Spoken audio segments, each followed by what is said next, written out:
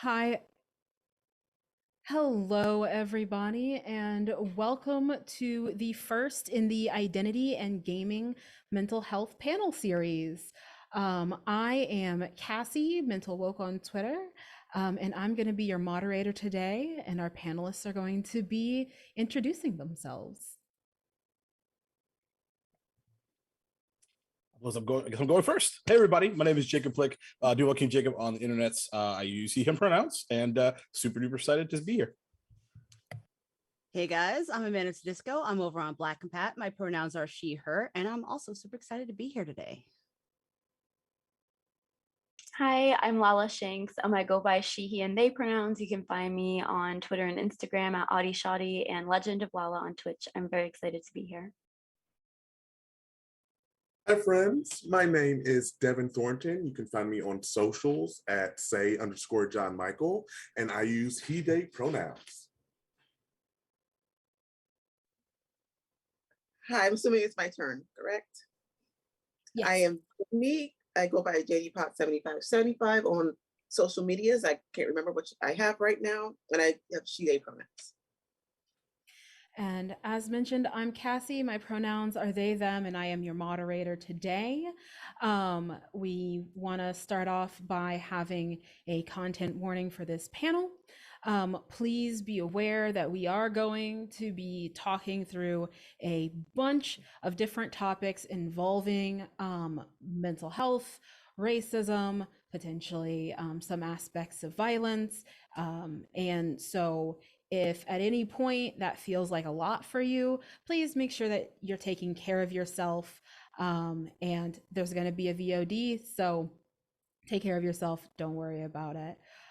So welcome in to the Black Identity and Mental Health Gaming panel. This is a part of the Take This Identity and Gaming Mental Health series. And so now that you've met all of our panelists, we want to acknowledge the fact that no group is a monolith. While we hope that this panel is educational and affirming, we cannot and will not be covering nor represent the entirety of the African diaspora. Today, we are primarily speaking to the experiences of people racialized Black in the United States and perhaps Canada, North America generally, but predominantly the US. We will be holding a lot of intersections within our identities with the acknowledgement that while systemic issues are pervasive and damaging, different people are going to have different experiences and different opinions. So please also note that nothing in this panel should be construed, nor is meant to be medical advice. We are speaking to our experiences and knowledge that we have gained through our personal and at points perhaps professional journeys. Please speak with your own trusted professionals and community supports in order to make decisions for your wellness that make the most sense for you. And so with all of that said, I know there are other panelists who are mental health workers. For this panel, as the moderator, I am the kind of designated mental health professional as a licensed clinical social worker in the state of Illinois and trauma specialist. So naming that positionality, I am also someone who does also identify and has lived experiences when it comes with mental health and illness. So let's go ahead and get started. If at any point anyone has questions or comments in the chat, please put them up there. Be respectful. If you are not respectful, you will be removed. So let's just kind of start. Panelists, what's your mental wellness journey been like so far? I guess so I started first. I guess I'll sort of pick up from there. As I imagine with everybody, pretty a roller coaster. Lots of good, a little bit of bad, sprinkling in there somewhere, and overall, pretty decent. I think. I think over the past couple of years, especially with everything that's been going on in the world, we've been tested in ways unimaginable. I truly feel like in a way, I feel very resilient from that perspective. But it's also like in a weird way, like not. Is that like a good thing? Is sometimes what I think about. Like, should I have to feel that way, or should I be happy that I feel that way? But you know, it's a little weird. But that's where my head's right now. Head's at right now. There we go. So I think I'm kind of probably one of the last people, at least on this panel, on the mental health train. I started my journey about 2 years ago.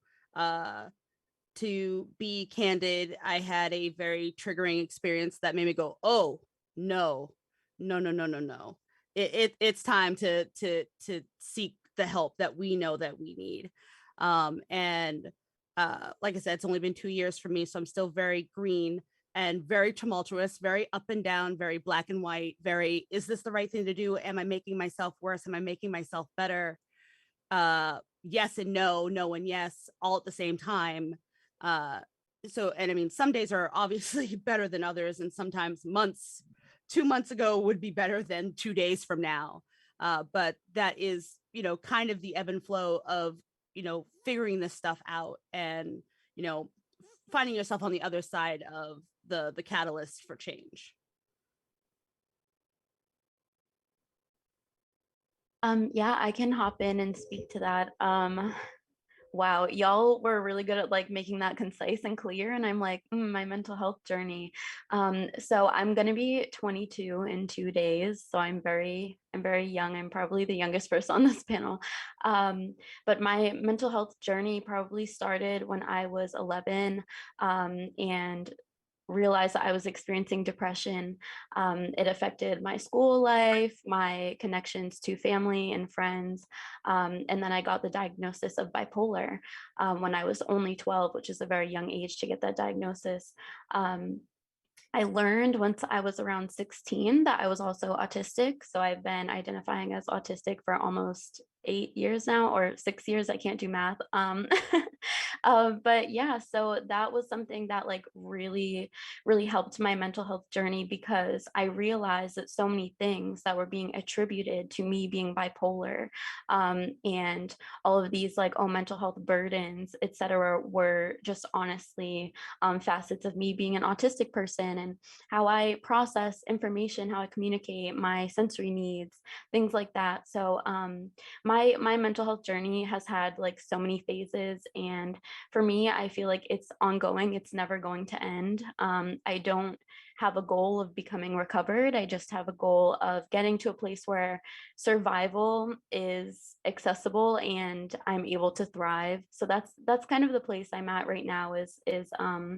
I'm shooting to thrive, and I really just want to take care of myself and center community, and like be very open and vulnerable about these identities that I have, because I feel like folks don't necessarily speak about being autistic and bipolar together, if that makes sense. So yeah.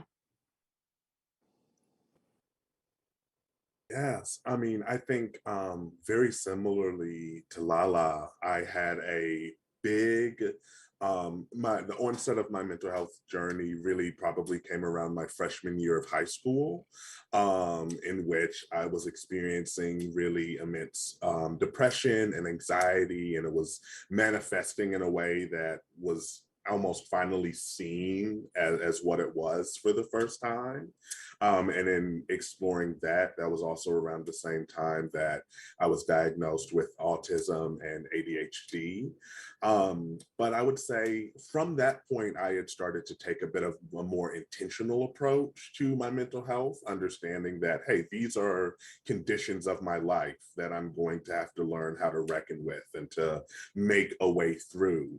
But I don't think think it was really until probably, surprisingly enough, and maybe not so surprisingly, until the onset of the pandemic, in which my neurodivergence really became a predominant framework through which I was able to start to really understand my experiences and the ways that I was navigating through the world. I think I was like doing really great at masking, and then I was realizing that I was like, oh, this is actually terrible.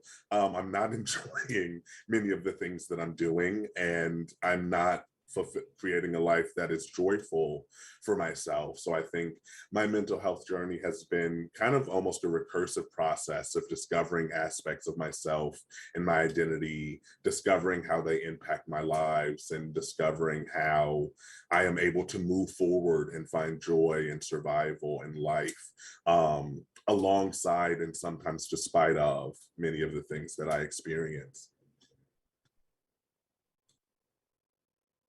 I'm you all are really explaining these very well, and I'm not so good at it. So I want to explain it a little differently.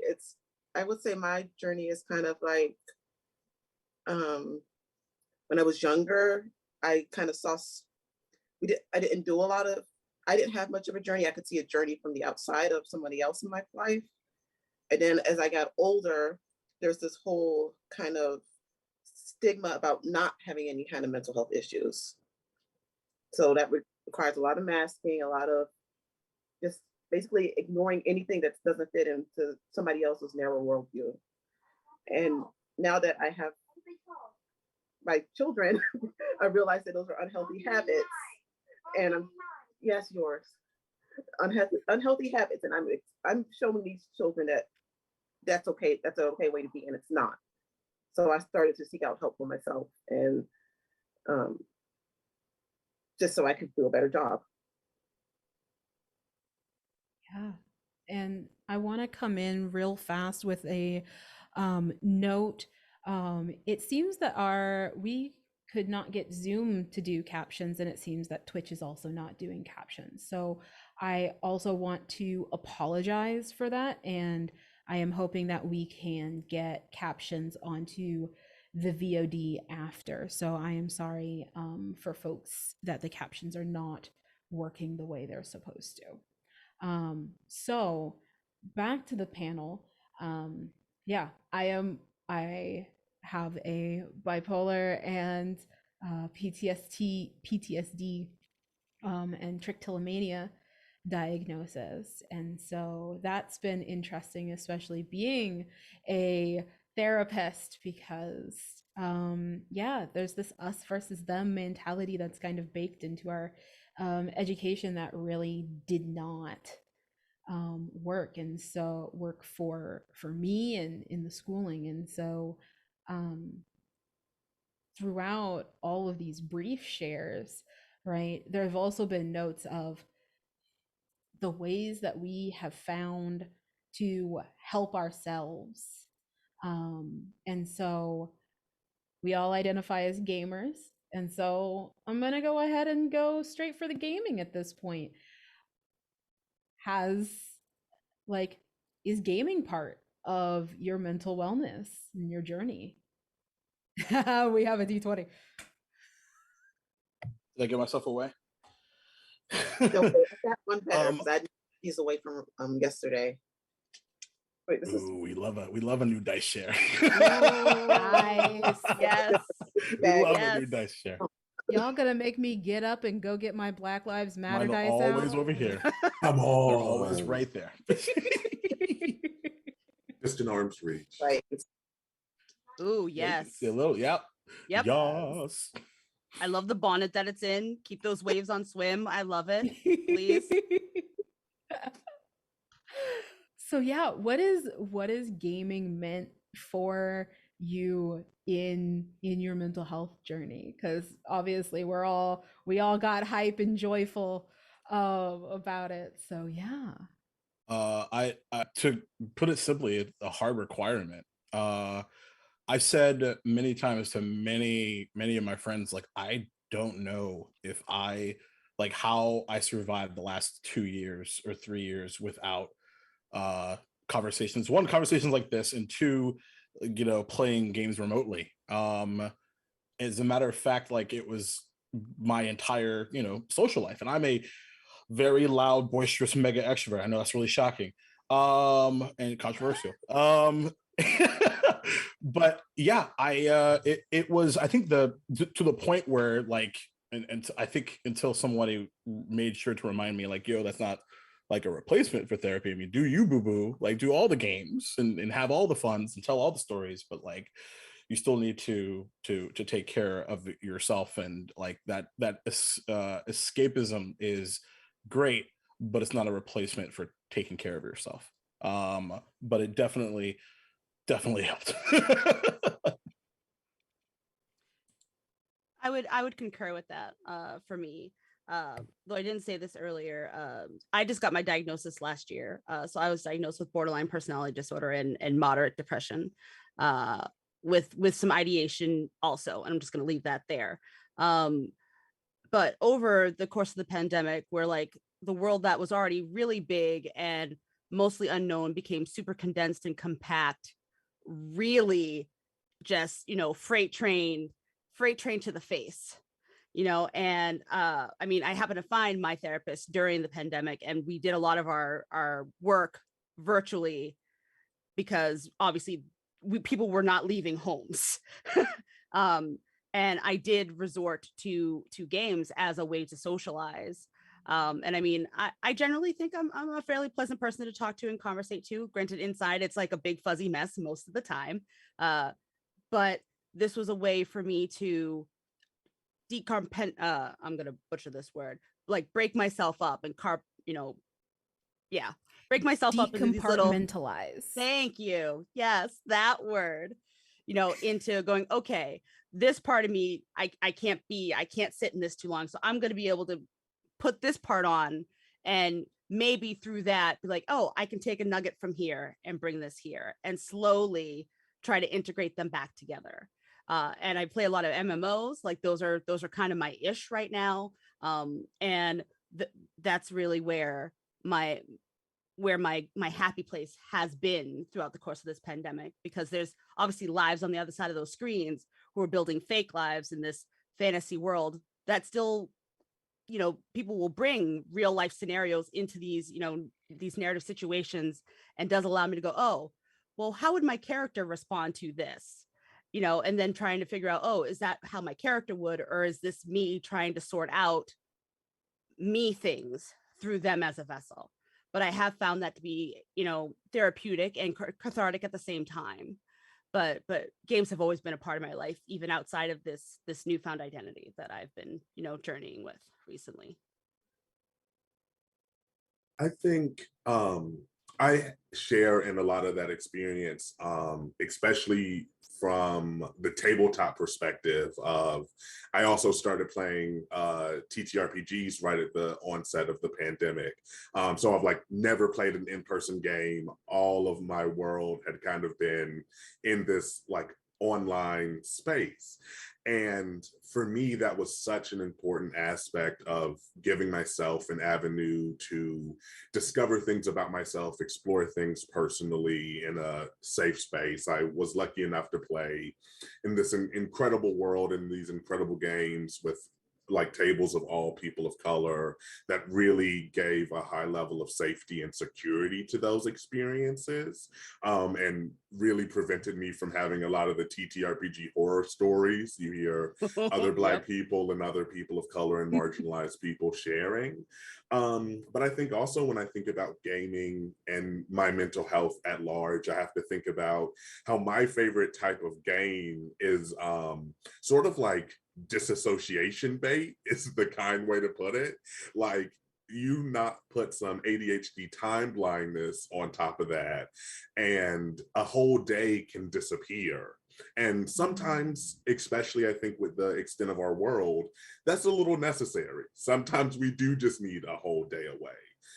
But other times we need opportunities to say, okay, how can I work on re-engaging with the world and developing a sense of safety and security there? And I think kind of striking that balance in games that provide community and games that provide a little bit of separation is a major factor in the relationship between gaming and my kind of mental health journey and experiences. I really appreciate what folks have shared so far, because I was sitting here going, because I just relate. I'm like, yes. So I think I was 2 years old when my parents got a GameCube. I'm really like doing the opposite of aging myself right now. If it helps, it's hurting right now. It hurts a lot. I'm sorry, y'all. I'm sorry. Just a little bit in the I'm soul. sorry, Just, I'm sorry. Oh. I was born in 2000. Okay, that's Oh. enough. Oh. But I was in glad high to school. have- Okay. I am glad to have an intersectional panel, and we're no, not doing I am ageism. too, though. I love Yeah. this. But so that said, I was playing video games very young, and I started reading really young as well. I was reading like Dr. Seuss books by myself completely. I was like 3 years old, so I was playing video games by myself. I was playing I almost said Breath of the Wild. My apologies. Wind Waker. Wind Waker, Legend of Zelda Wind Waker is my first game. Of course, I never finished it because I was just like too young playing it. And my dad's roommate stole it or something. I don't know. But anyways, so I lived for that game. And being an autistic kid, like I wasn't diagnosed until I was 16, but I've always been autistic. That was like a very big special interest for me. I was able to immerse myself in the world and Link's character and all of the other silly, like cool characters in this game, and really like learn about what it took to story build. I was inspired by video games to write, and I wrote like short stories as a kid.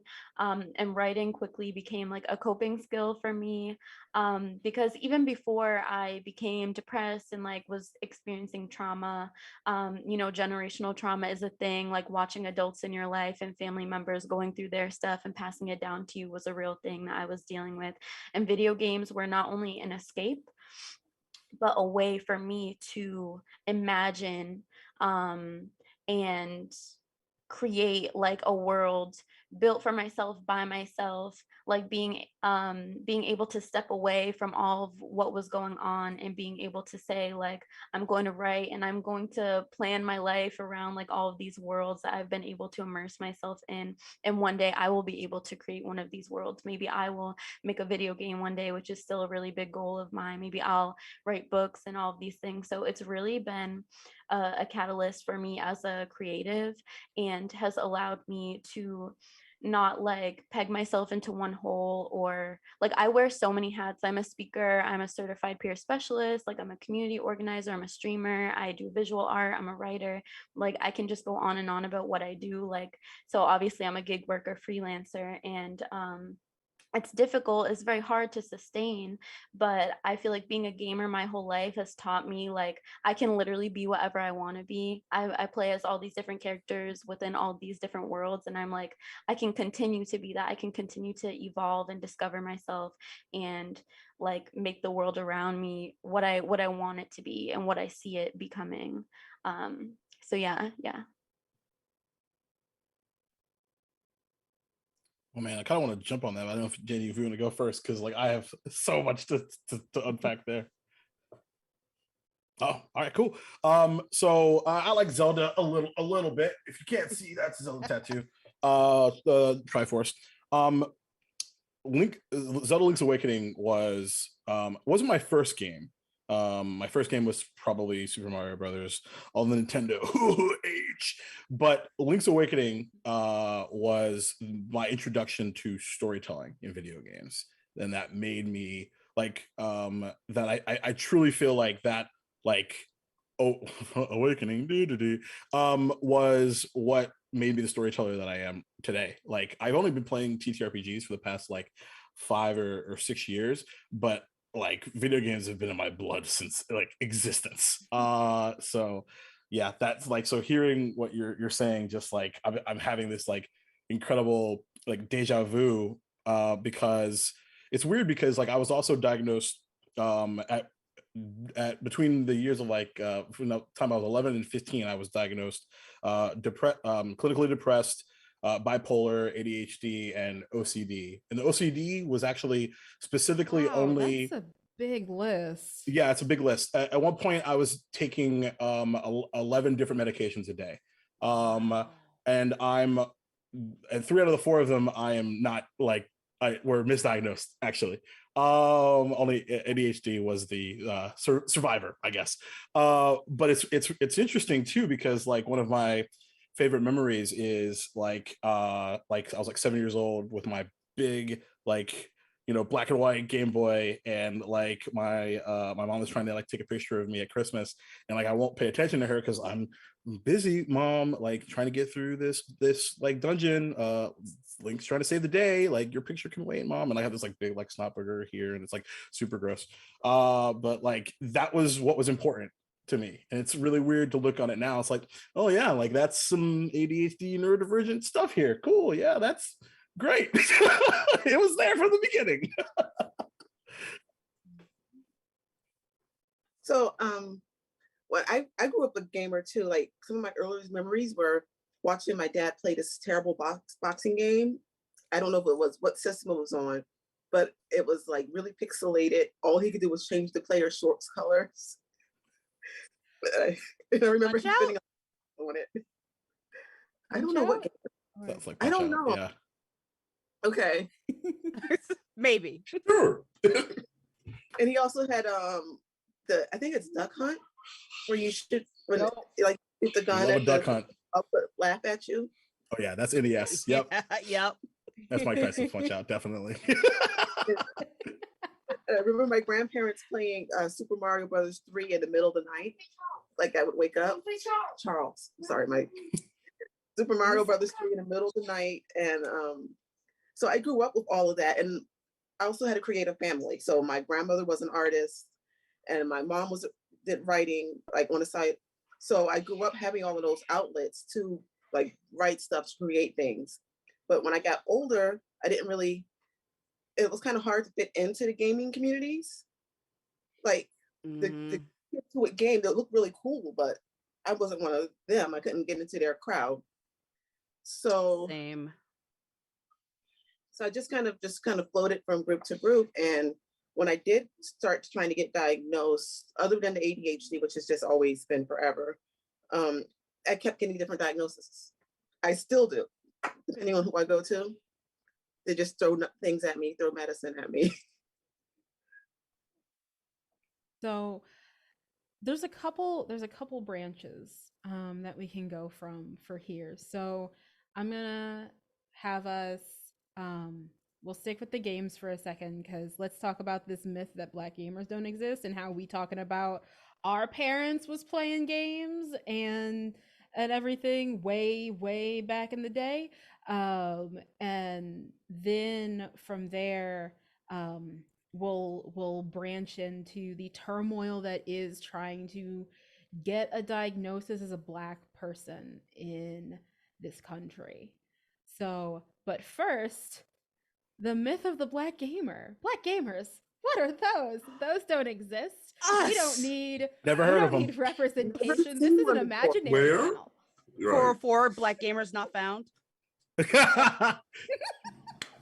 That's a great Screaming. joke. That should be a shirt. That is a good shirt. That's a good shirt idea. I'm gonna write that down. Write it down. Write it down. Whose merch shop can I buy that from? Right. Like, so truly, I always had a really difficult time sort of digesting this concept that like Black gamers didn't exist. I think very similarly, my dad especially loved video games. We like played them together all throughout my childhood. Kind of like some of us will have parents who are like OG blurs, you know, back before we super knew that was a thing or a concept or a community. And even just at the most simple assertion, it's just like, yeah, like Black people do things, you know, like all sorts of things, almost That's another shirt. Yeah, that you can Surprise. imagine. And there often is this kind of big shock. And I think I even found myself almost hesitant to take on the moniker of gamer, because my gaming desires, especially those of like when I was still like identifying as a male, X, Y, and Z. Like I wasn't doing any of that stuff. Like Call of Duty scared me. Like I credit much of my sensitivity today as an adult to the fact that I was never in one of those crazy lobbies where people are just like mistreating one another, you know, and that is something that I still actively avoid in gaming experiences today. And I think, yeah, just reminding ourselves that like we recognize, and especially here in this space, but people at large must recognize Black people as having the possibility to be involved in, to not just do, but to like really do at like the highest caliber of one's imagination, damn near anything we put our minds to. Let alone be gamers, right? And let alone be allowed to take up space within these communities and find communities that are going to accept us and welcome us, and not bring mistreatment or bad experience, you know? So, I mean, you can say racism. It's that. Because because that's part of together. like, 1, 2, 3. Racism.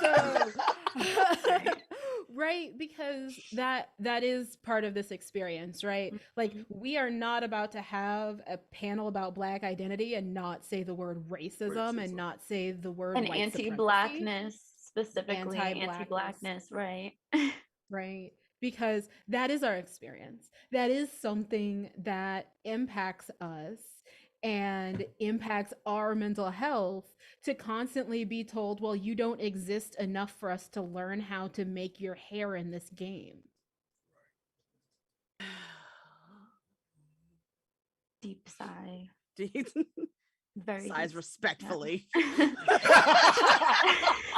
It's a bit disrespectful. Yeah, it's disrespectful. Yeah, disrespectfully. Super disrespectfully. Yeah. Sighs with shade. But going back to your question a little bit, so unfortunately, my parents were not gamers at all, and believe it or not, my passion for it literally came from my sister. She kind of paved the way, and because she had this fascination, at least with us growing up, it wasn't really about race, at least in my social structure. Games were coded very male. And my family saw that as, oh no, that's a boy's toy. Girls don't do that. And my sister was like, well, I like this thing, and I want to do this thing.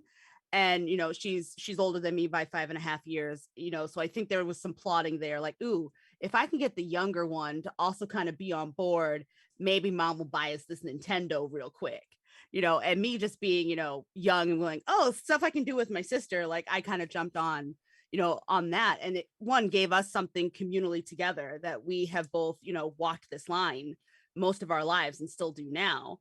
And I mean, there were obviously divergence, you know, from that, because eventually, you know, she wanted to play a lot of NES games and Nintendo, and my parents wanted us to have separate things. So they're like, oh, well, there's this Sega system. Amazing. So here I am aging myself, you know. That's and they're like, oh, BC Amanda, like we'll give her, she'll have all the Sega stuff, and my sister will have all the Nintendo stuff until the N64 came out.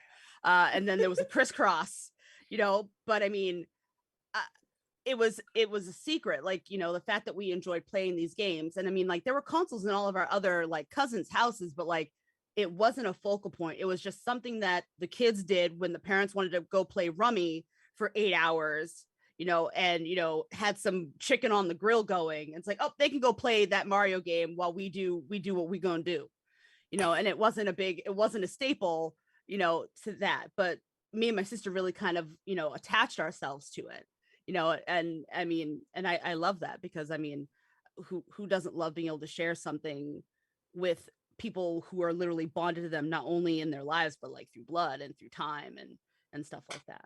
So quick question. Who else had parents playing cards all hours of the night?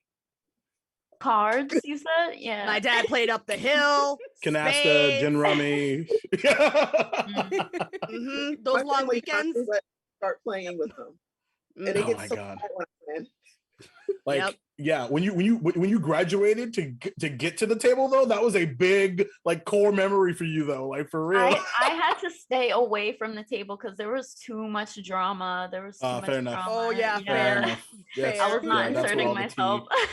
all the tea was getting spilled there for Right, sure. right. I was like, no, I'm over here. I was playing again, aging myself backwards, playing on my DS, my Nintendo DS, playing Pokemon Black and White. Yeah. Yo, Mhm. we love us a Pokemon. Yeah. Yep. Soul Silver Yeah, was Pokemon it. on the Game Boy Yes. was Red my Bulbasaur thing. Bulbasaur all day. Because What's what's weird? interesting with the gendering of games was I was always a Nintendo handheld. And my brothers got the consoles. They had the big Sega handheld that I The can't Game remember the name Gear. of. Game Gear. The 30 Game minutes of battery Gear. life. Sonic Blue, Yes. Sonic 30 Blue minutes. right Yes. here. They had Game Gear, but I always had the Game Boy Color, the Game Boy Light, the Game Boy DS, all the handhelds. And it always for me in my situation was like, well, those are your games. Like those are your girly games. So Ugh. they, even though they'd be playing Pokemon too, they'd be playing Pokemon on the 64, right? But like somehow like they would like the resistance was like, well, but these are like we're the boys. But then until they needed a third or fourth player, and then it was all of us. But I had the purple controller, I had the so Yeah, I hear that. I'm like, I was raised as a girl, like addressed as, treated as a girl. So I was like, oh, you have the DS, whatever your little light pink DS. And it was kind of something that was supposed to be like a hobby in your free time. But like my cousins that were boys and guys, whatever, it was like all day long. It was their identity. I was like, this is my identity too. Like I like heavily identify with gaming. And I was lucky, at least for both of my parents, that they didn't necessarily gender my toys and things like that. Like I was allowed to play with different types of toys and games and whatever. So I'm laughing because when I was 7, my dad introduced me to World of Warcraft, which I don't know if he should have done that when I was 7, but he did. And Amazing. and he Oh, did. no. Decisions. You Yeah, know. I mean, Pill, swallow it. yeah, he turned off the chat and all of that, but I was smart, so I turned it back on. And Oh no. yeah, so Yes, in I chat. have, yeah, I've been playing World of Warcraft on and off since I was 7. So again, trying to do math, 15 years, wild. Y'all know how that community is, I'm sure. Mhm. But it's one of those things that like me and my dad were able to bond over, and like, oh, Black people don't play games, Black people don't play World of Warcraft. We do, we're just not active in the chat because it's a bunch of white supremacists and open Right.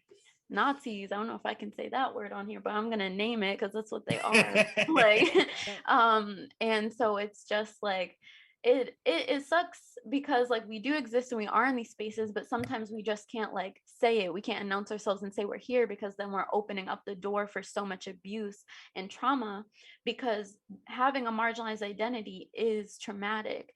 And I feel like that's something that's important to name as well. I'm sorry I'm bringing a little darker note, but No, but let's it's go. I That's mean, the we're truth, about though. that yeah, time. no. Bring the We're noise. about at that. Right, We're about right. at that time. We about to go in. We had the good. We had the Right. joy, and now let's go Get there. Let's real, talk yeah. about the Let's do it. fact that like Mhm. And it just sucks too because like I said, I was 12 diagnosed with bipolar, and I was also 12 dealing with abuse and trauma from kids in school because I was a hairy ass little kid, and everyone's like, oh, you're a girl and you're hairy, and I'm like, I don't care, because I was like high key, like I didn't have the language, but I knew I was like not a cis girl. I was not cisgender. So I was like, I don't care that I'm hairy. I enjoy that about myself, but I couldn't because of all the abuse I faced and like all of the different like racialized, racist, like anti-Black things I had to hear about my hair, people touching my hair, all this stuff. Mhm. So like it Wow. overlaps, like being a gamer and being a Black person, being queer and having like mental health issues or being neurodivergent, all of these things intersect, even if you don't have literal experiences where they're intersecting, because it's like we just have to internalize for our safety sometimes that this space isn't safe for Black people, and this space does not represent me, so I can't show myself here and stuff. And then sometimes we try to, and it hurts us in the end sometimes. Like, and I'm gonna keep saying sometimes because like I definitely advocate for us to be open and make ourselves visible and continue to build spaces for us, by us, and insert ourselves into spaces that we belong in. But sometimes it's not safe, and sometimes we have to prioritize our survival over our interest in games. And it's wild, like that we can't just be Black and play games and mind our business. So yeah. As Well promised, said. yeah, as promised, we are going to go a little bit darker because we're going to take that pivot that we mentioned before, which is about trying to find help, trying to get assistance in this traumatic country, this traumatic world that we're living in, where our lives are literally touted as lesser, and have been for literal centuries and continue to be, even if the way of that oppression and anti-Blackness has shifted slightly. And so I am wondering, multiple folks talked about their journeys just starting, about struggling to get diagnoses and things like that. And so, what have the barriers in finding and accessing and care been? I don't trust anyone. I so I'll never forget. I was 17, and as I mentioned, like this was in the middle of taking 11 different pills a day for several different diagnoses that I now know I did not have. And I was in my mom's van, and we were driving home, and I just said to myself, and I to my mom, and I said, "No, we're not doing this anymore. Like, if there's something wrong with me, then it's just me, and that's fine." And oh no, well, like we need to talk. And I'm like, I'm done with talking. Um, I'm good. I'm happy with who I am, and like whatever will be, essentially, which is really wild to say that a 17-year-old that knows absolutely nothing about anything, right? What's really strange is that moment of rebellion, what, because me and my mother is diagnosed bipolar, and we would go to this adult like group, not like real, not even like the, it's funny because we were talking earlier about like having rooms with either all professionals or no professionals, and I think this was a room of no professionals, and they were like, "Bravo, kid," and like these are people like between like 30 and like 60 or 70, majority somewhere in the middle, and they're like were praising me, which I look back at now as like very confusing, because like from mental health perspective, like that was not the most intelligent decision, but for me it was the right one, because it was my damn decision. Because I look back on it, and I I bounced from therapist to psychologist to psychiatrist, and back and forth, and then maybe it's your home life, so take him out of the home for a year and do this, and then I was like, you guys don't know anything more than I do. Enough. And that unlocking drove my mental health up into the stratosphere, because I took ownership and just drove for the first time, I felt like. And this honestly lasted for a really long time, up until like I actually did speak with someone, not like as a just as a mutual friend that was in the mental health space, and ran them through the gamut, and they were like, "Yeah, dude, you don't have any of these things." And I was like, cool, I'm glad I was right about that decision back then. But But now, like, especially as I'm, you know, seeing and knowing that I have ADHD based off of all the research that I've done, and knowing like the neurodivergence and understanding a lot more of that stuff, and knowing that that is something that I should probably look into, I'm really gun shy because I've had a ultra negative experience. The thing that terrifies me is like, although all that medicine and all that stuff I did, like that I was told to do, what happened? I'll never know what that did to me, right? Now, don't get me wrong, I'm very proud of who I am, very happy with who I am, but somewhere in the back of my mind, there is like that conversation of like, what if that didn't happen? And like, what, like, would you be any different? I'll never know the answer to that question, right? Because we're still trying to figure out what all is happening up here. And so like I went and you know, looked around. I live in Jacksonville, Florida. I looked around and you know, was going to book an appointment and then just didn't want to go. Wasn't really interested in going. Because it's just like how do I know that I'm not going to run into the same shit again? Right? I don't need, and I had a friend of mine that's like, yeah, I have to do this like 350 person like thing questionnaire to get diagnosed ADHD. I don't got time for that, man.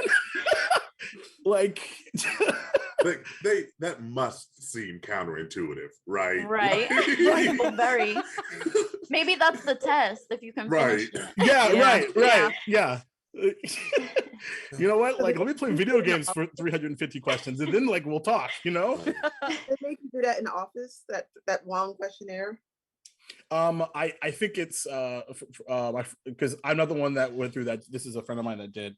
But that just kept, you know, that turned me off even more, right? But I think it was like take it home type stuff.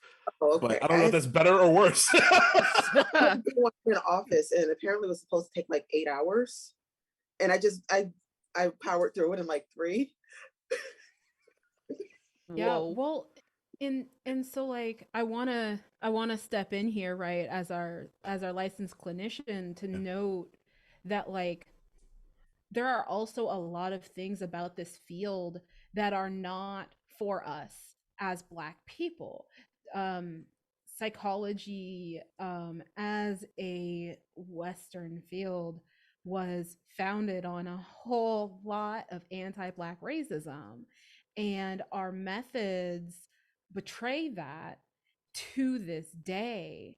And so, and the idea of the abnormal, the idea of the white cis able man as the baseline norm for everybody really messes up a lot of this. Like, we now do have the at least beginnings of the data, the kind of data that is acceptable, and then we have myriad of data that should be acceptable of like, these tests don't work for Black people, these tests underdiagnose, overdiagnose. We are still dealing with I don't know if any of you all or anyone in chat knows about drapetomania, runaway slave syndrome, which then in the 60s became protest psychosis, also known as schizophrenia,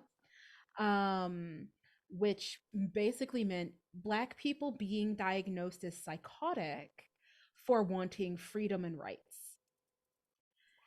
And to this day, Black people still have a higher rate of diagnosis for schizophrenia than any other group in the US. And it's because of these racial biases. And so it does become really difficult to find people, because I'll tell you right now, my caseload was full for a year and a half.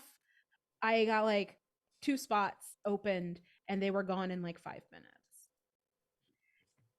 And so, you know, again, if you don't have people that know these histories, because what I just said here, news to many of my peers, which is terrifying. By the way, Guess how many people that I saw out of somewhere between 20 and 30 were Black? 0. Goose egg, absolutely. I have that's I I didn't know, even need a shocking, guess right? for that. Yeah. What? Yeah. Nani?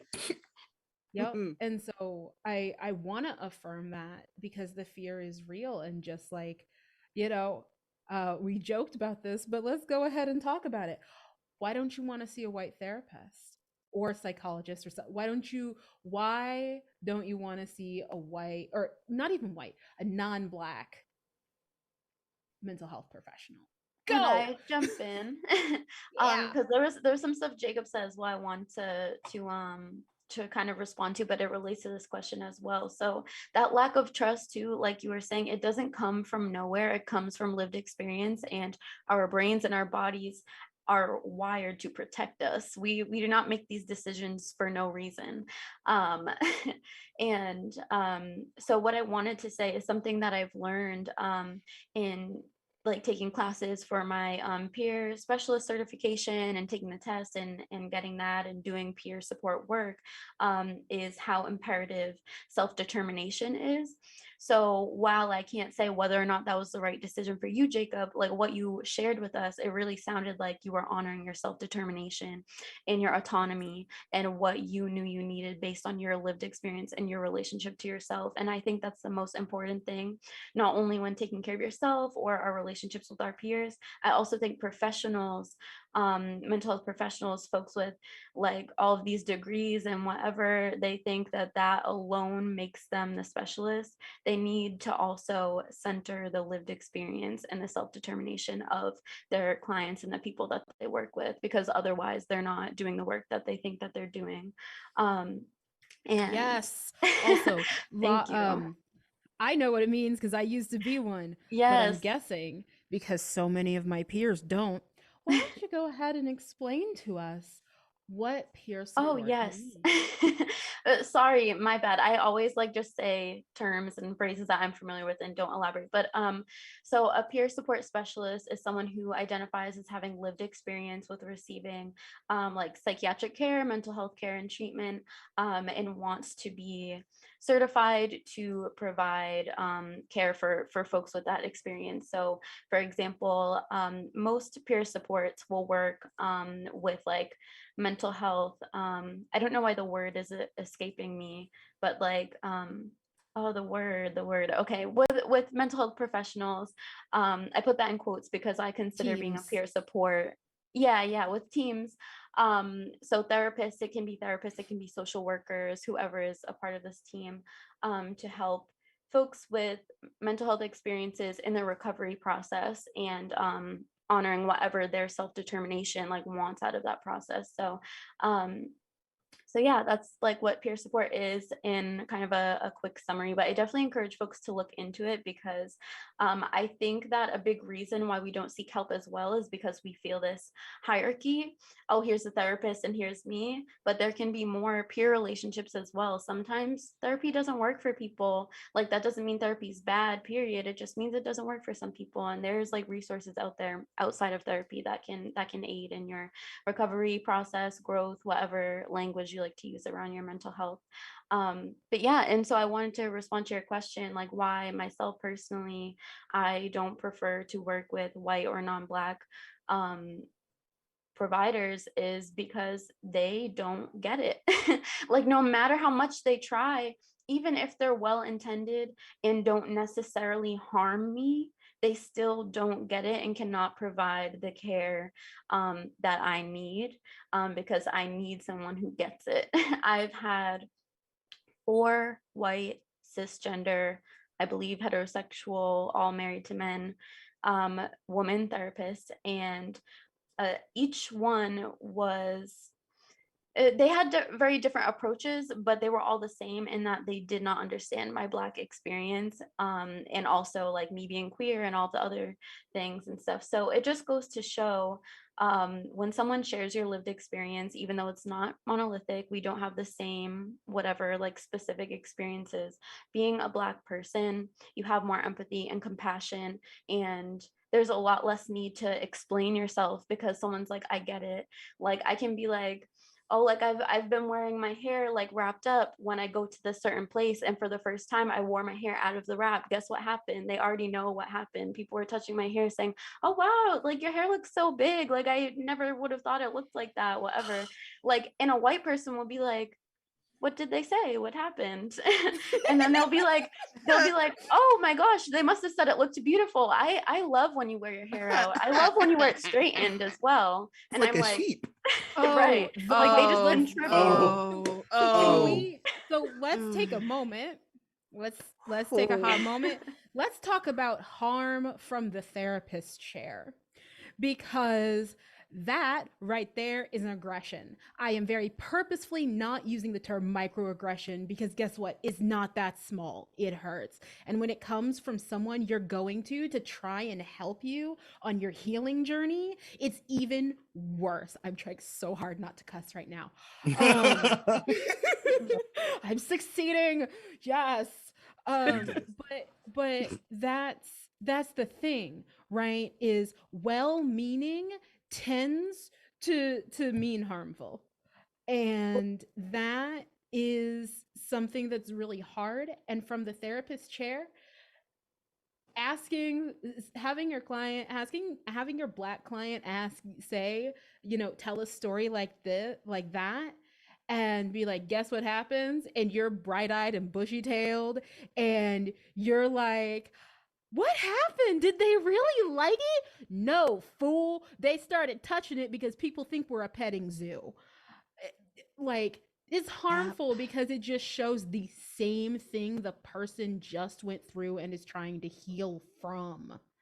Like re-traumatization from the therapist. I don't want that. So it's nothing against the white therapist. They can do their job with people they can empathize with. They can't empathize with my experience.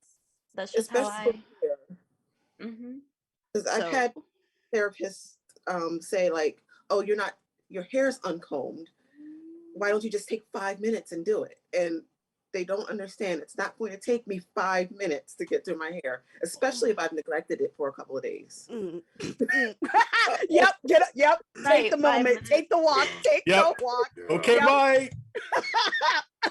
Amazing. And that's so annoying too, because they pathologize that. They think you're unkempt. Yeah, there it is. Because your hair looks different than like how they'd ever imagine their own hair to look. They think it's messy when it's just like, it's just the state of our hair. Our hair does not look like yours. So I think I'm probably the black sheep on this panel, because my therapist actually is white and is cis hetero and male and younger than me by 6 years. But I've actually recounted or regaled a similar story of going to my job when I'm not, on Twitch, and wore my hair natural just as a test. Because most times I generally do wear it, Eurocentric, because it's just a lot easier than having to explain to all the masses that no, this is its natural states most times. And I mean, I actually give my therapist a lot of credit, because it wasn't a big doe-eyed like, oh my God, did they love it? Like, he sat, he let me go. I stomped around the room, like, and I think I literally quoted him like, do I look like a dang sheep to you? Like, metaphorical you, not to him specifically, but but he sat and he listened, and it was attentive, and he didn't go, oh man, like there was no like, oh, she's over aggravated, she's over, like it was just he let me have it. Not that I was gonna take it anyway, but he didn't try to, oh no, they probably just thought it was, like, he didn't diminish the fact that this had impacted me, and that I was still so hooked into it, and that it literally follows me every day like my shadow when the sun is out, and so I mean, I give him credit for that. And I mean, I've talked a lot about obviously the Black experience with him, and I'm like, I'm like, I know you don't understand this. These are not shoes that you put on every day. I'm like, these shoes are welded to my feet. If I could trust me, there have been times in my life I'm like, I wish I could take off being Black for a day just to see what that was like. But you know what? I don't have that as an option, but he takes this nuance, because I believe, and obviously I don't know because of HIPAA and stuff, what his clientele looks like. But I mean, I also kind of find it as a gentle teaching moment, you know, and I'm not here to teach. I'm not here to teach everybody, you know, this is how it is for us. Like, I'm not, you know, if you happen to listen and you learn something, well, you know what? I feel better for you. That gives you some growth, you know, and it allows me to actually show you more of me that I generally have to compact down every day. But, you know, like I said, I give my therapist credit, but I mean, I did attempt to find a POC therapist, and I'm in the East Coast, not too high up, like kind of in the middle. And I tried for months to find a POC therapist because I wanted to be able to go, oh no, there's a whole lot of things I no longer have to explain. I don't have to explain black tax to you. I don't have to explain to be the best in the room, because if I'm not the best, I am absolutely nothing. Like, I don't have to teach you about the overcompensation of my day every day, because you've possibly know it or have seen it in some aspect of your life as well. But it is extremely hard, you know, but I was in crisis. I was at a, you know, on a pain scale, I was at a 10 at the point, you know, and I'm like, I need to find a place to offload, you know, and if at the point that, you know, I don't find a POC therapist, but I find someone that at least gets me started, and I could obviously still be looking to find, you know, that therapist. But I mean, I love the rapport I've established so far with the one I'm currently working with. I think that he has been doing a very great nurturing job, you know, of not trying to go, oh, well, it's because your diagnosis is this and this is what your brain's doing. Like, he talks to me as a person, which, you know, surprise, surprise, I happen to be one. But, you know, that's not the feeling I feel, because I don't want to talk for anybody. But most times, you know, I struggle with people thinking that they see me as a person. When I come in, if I'm not smiley and open to, like, oh no, like, sure, you can touch my hair. Yeah. It's so no. Like, the fact that I can just walk in looking like the hot mess that I am, and he goes, okay, that is your Tuesday. It's like, yes, it's my Tuesday, Wednesday, Thursday, Friday, Saturday, Sunday. Yeah. And that's and he lets that be, you know. And I think it is worth noting too, right, of like what you said, the like, I couldn't find anyone when I was in crisis, right? And I had a black woman there, or white woman therapist for 6 years who was great. And then we hit that point where the work that needed to be done was black work. And so now I have a black therapist. But that ability of, if you are a white professional seeing black clients, that ability to be humble and to know when to shut your mouth is absolutely vital. To not try to be like, yeah, I know. No, you don't. No, you don't. No, you don't. Put that sentence back in your mouth. I think, and yeah, go ahead, Devin. Just kind of as a culmination of kind of a number of the things that we've gotten to process through in this little bit of conversation. I mean, I find in my pursuits of therapy and for care, finding someone who is wholly prepared to deal with me as an intersectional person, who I experience my mental state to be quite complicated, right? Like, it feels like there are a lot of things going on with me, and like, I consider myself to have a very strong inner observer. So there's somebody checking out everything that's going on up there, but they are confused and like just trying to make sense of it all. So like, finding a therapist who is prepared to meet me as a Black, queer, neurodivergent person, and just even as you get into the subsets of that, like the complications that come at, like, I think each step of that process has really made, and I know that in some spaces this can be divisive, but you gotta get into it, a great deal of my progress in understanding my mental experience has come from online communities, places like Twitter and TikTok, where people are talking about their experiences, and licensed professionals, and sometimes not.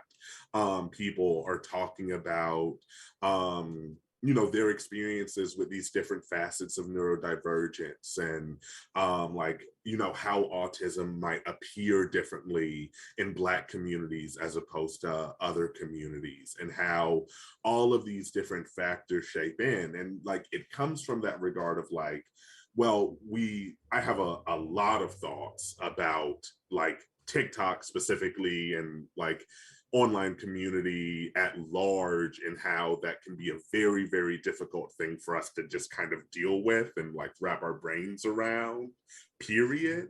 But it's an incredibly important space, and one that I think, especially now, like if we are to ignore its pedagogic potential and honestly just what it is actively doing, for better or for worse, we minimize our ability to recognize how people are really traveling along their journeys with their mental health. So it's like, of course, I feel like I have to have the most discerning eye in understanding what information to take in and reject, and what is like research-based and fact-based, and how are things fact-based but not based in the same racist facts that a lot of these mental health practices are based on, and doing all of that sort of work. Say that part again for the folks in the back. Yeah, it's just like, so right, not only do we have to find things that work for us, but we have to find things that work for us despite the fact that so many of these systems were not meant to work for us, because of racism, because of misogyny, because of homophobia, transphobia. That was like the framework of so many of these resources. And I think as we enter all of these spaces in which people are more able to freely share and connect their experiences with one another, we have this double-edged sword of like all of this new information and access, but also just this free kind of marketplace of ideas that kind of actively benefits from people saying things that will get you riled up, or that feed into algorithms. But like, with the difficulty of finding care and finding someone to work with and finding somebody to explore all of those things too, I feel like we almost have to weigh out these options of like, what are all of the ways that we can learn about ourselves and start to progress through these things, and make our lives feel more safe and more livable. I have I a would question for love those to. that, Oh, sorry. for No, those you're that, good. okay, for those that are the professionals, do you find more people who also need help with also, I can't talk right now, additionally need help with dealing with the online things, with the, let's say, the onslaught of negative comments that you get sometimes, or being in a space and being pushed out because of people doing racist stuff?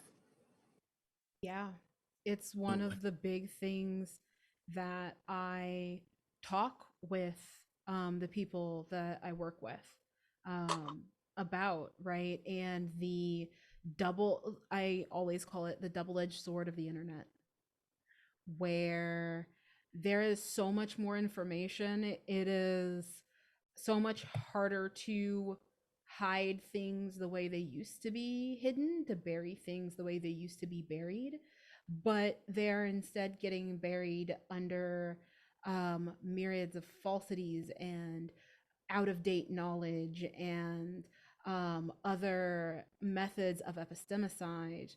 And then there's also the fact of when we as Black folks do try to find our roots that have been stolen from us in so many different ways, there is then the issue of white people want to jump onto it, right?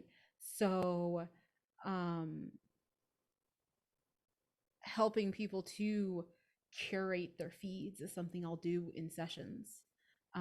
helping people to determine, okay, so why are you on this specific networking, this specific social media site?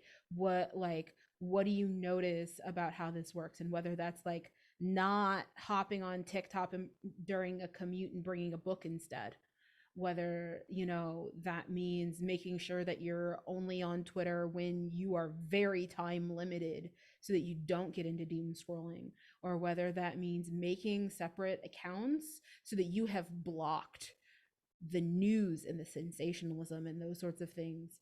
I do so much of, because it is so easy to get reeled in. It happens to me sometimes too, and it's not always, and let's open this can of worms, it's not always just the non-Black folks. The unfortunate fact of the matter is there is a lot of our own people who have bought into a lot of toxic things, especially when you're talking about other professionals.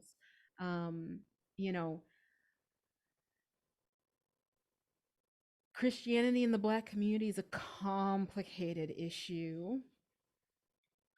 Religion in general in the Black community is a complicated issue, but especially that one, because in the US, it was Christianity that was used as a pacification tool and as part of the genocide of slavery, of chattel slavery specifically.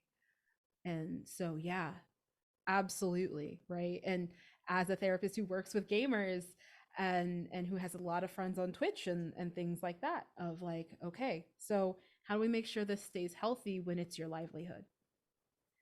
With that question, I do want to open up, if folks wanted to have more of that conversation about some of the more of the specifics around some of the darker aspects of gaming and being online, and what you wish therapists understood better about gaming. Because there's also a lot of therapists that are like, oh, you're a gamer, that's an addiction.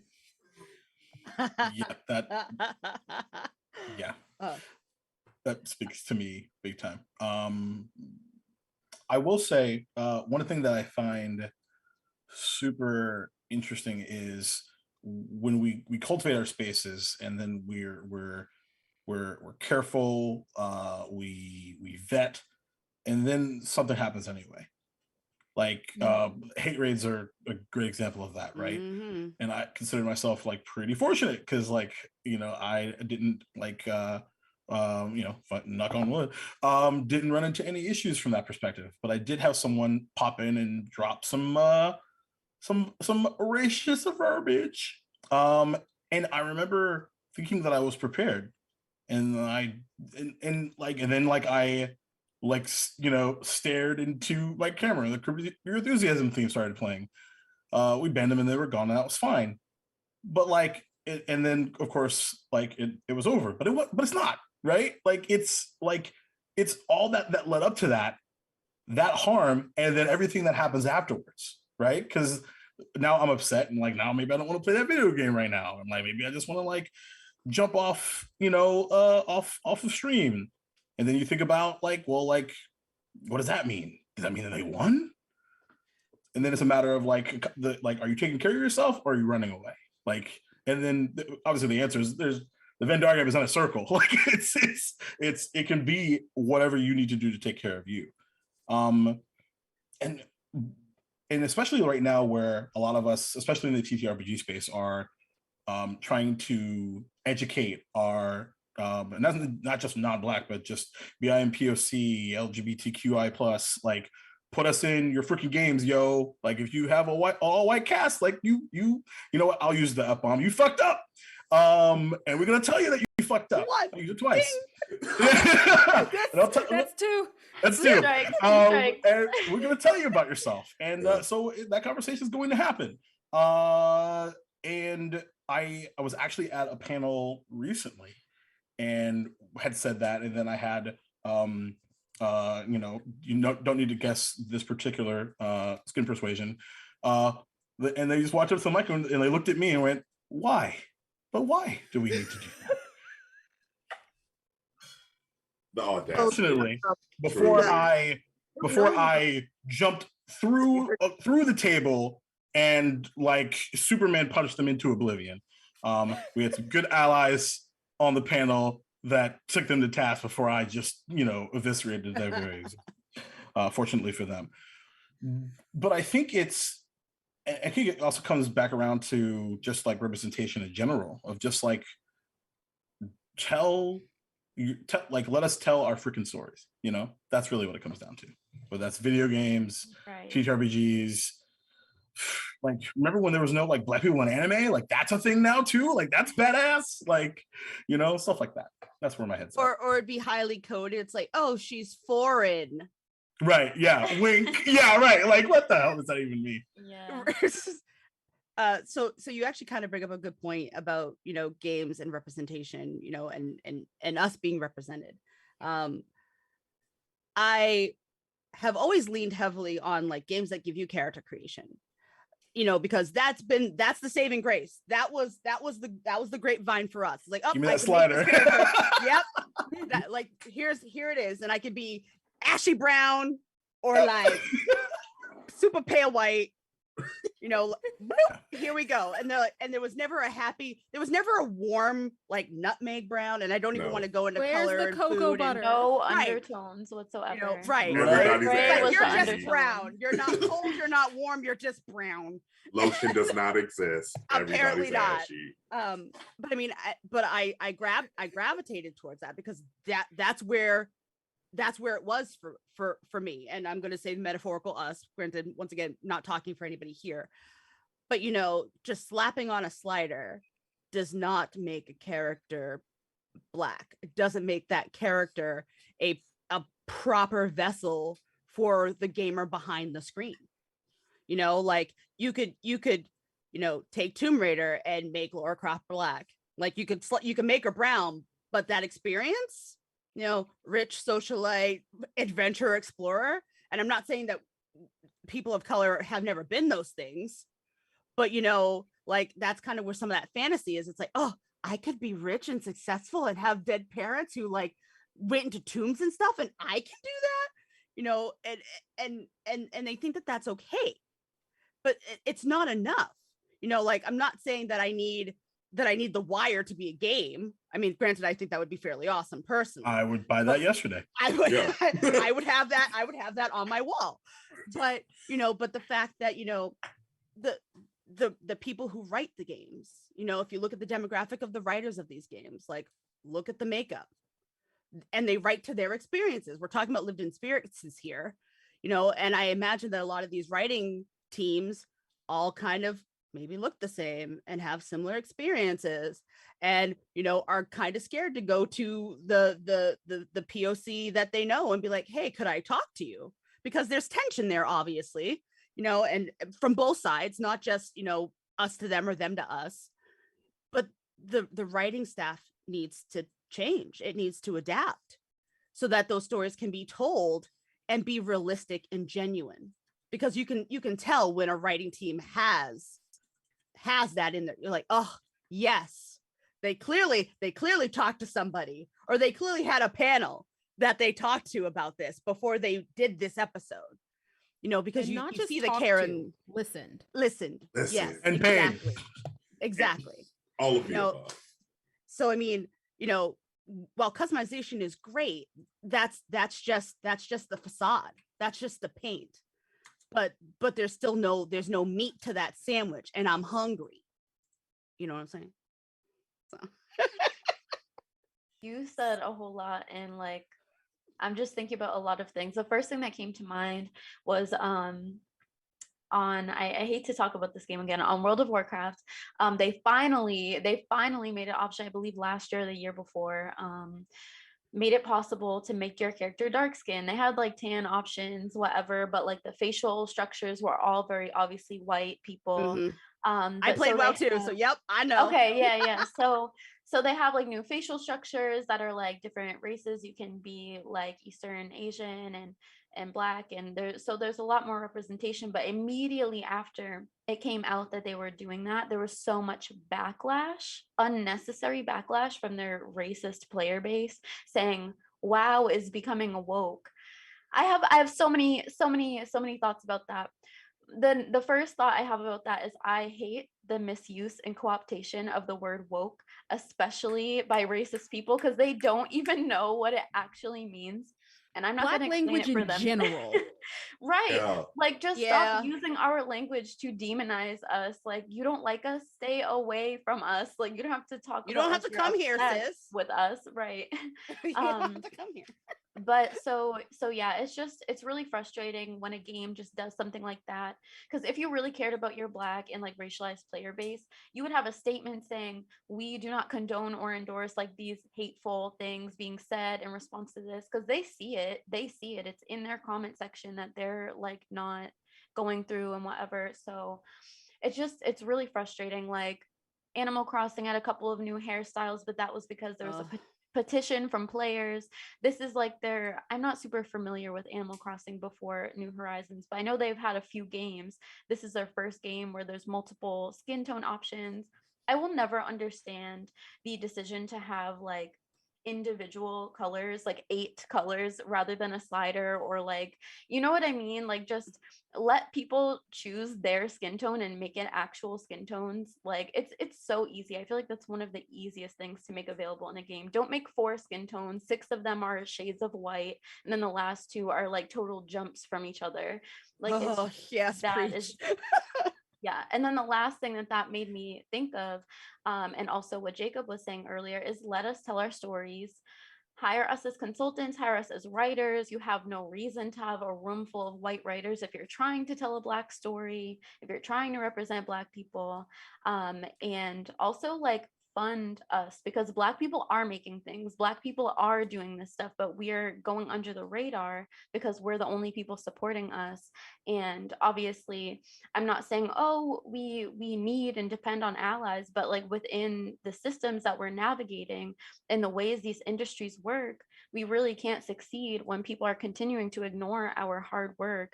Like, I see constantly so many amazing indie games I'm interested in, and they have a Kickstarter, they don't meet their goal, and I'm like, why? When I see other games like reaching their goals so fast, I'm like, oh, the people behind the games. Like, that's clearly it comes down to racism, and it comes down to people, white people, non-Black people, going towards what feels familiar to them. I don't know why I'm trying to keep in what I'm trying to say, but it's blatant racism, the ways that honestly they don't go out of their way to look for our stuff, because if they're aware of how the world works, they should understand that we're being suppressed, our creativity, and just the work and what we put out into the world is actively suppressed. So if they really did care about our voices, want us to be uplifted and considered, they would uplift and consider us. They wouldn't just put BLM in their bio and keep moving, and keep supporting only white creators. And yeah.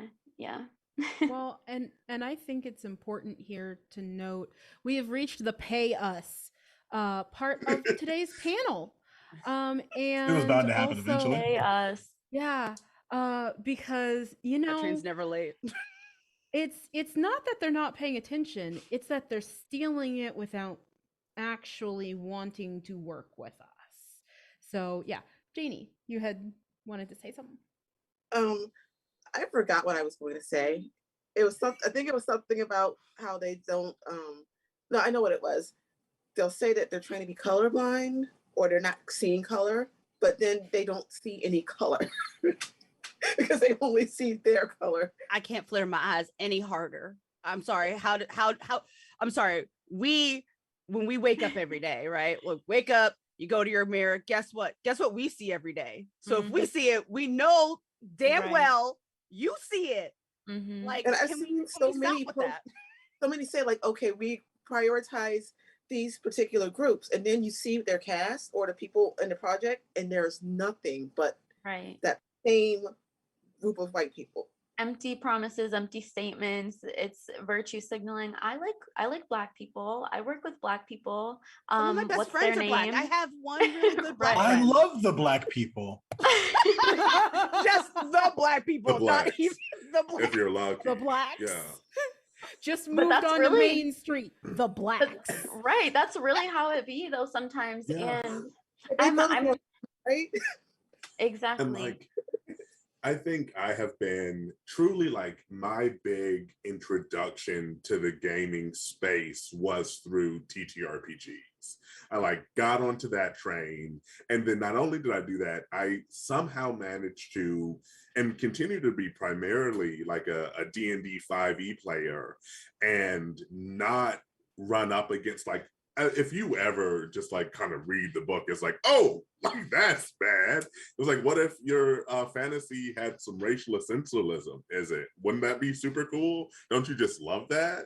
Don't you find that necessary for any bit of world building that you might have? Nah, that's my real life. Sorry. Yeah, and So much. and to see people advocating for that as a necessary part of their work, right? Like not just from the quite frankly strange perspective of saying, oh no, this is just something I really enjoy having in my games, but to say like in order to tell an effective and entertaining story, you need racism and bigotry and X, Y, and Z. No. That's a bad It's realistic.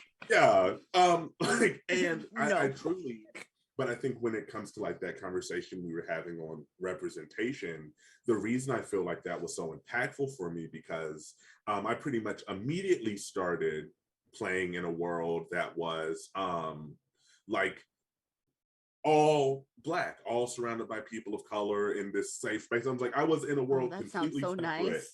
Can I go incredible. there? Yeah. Let's chat. Yeah, let's go.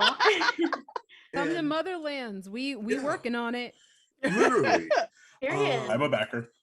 And we truly like got to create this entire space for ourselves in which I got to be introduced to this game and this genre and the potentiality of it all without so much of that baggage. And I think that has set such a high bar for my expectations for all the things that people say are not possible and that aren't worth doing, because I've seen it be done and I've seen other people doing the work and it's incredible. Let us keep doing that work to allow us to keep making space for ourselves. One thing that's hard about that is like, if I'm on Twitter, my algorithm does not show me other Black people. I have tried so many ways to get it, and I just get the same groups that that will not let me be part of them. If that makes any sense at all. It does, because You've met these several apps, people today that we can all get Yeah. that we can but these change apps that. are doing this on purpose. Like the algorithms are made by people, and so I just feel like that's so important to acknowledge too, because we love to say the algorithm and the bots and the whatever, but at the end of the day, who made these Engineers. algorithms and these bots? Yeah. It's not actively looking, and it gets really frustrating. I just want to throw the phone out the window, but then I'd be really upset because my phone costs a lot of money, and I'd have to get a new one. Which would then cost you more money than the money you already spent on your phone. Yeah. So I'm gonna shift us again here because we're at our last half hour. And so I wanna do that. There was a question in chat that I'm gonna